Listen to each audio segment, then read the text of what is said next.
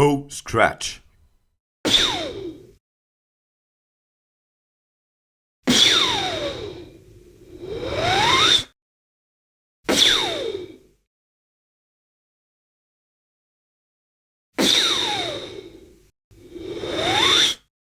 Put the tip of your tongue behind your lower teeth.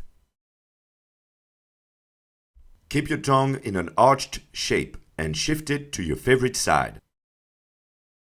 Put your mouth in an O shape, leaving a small space. Do not close or contract your lips too much.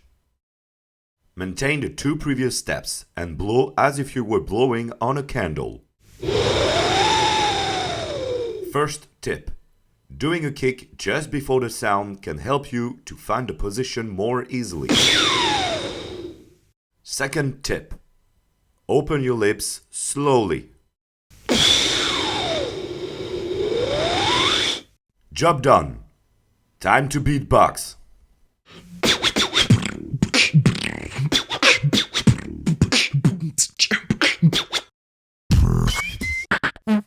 Yep.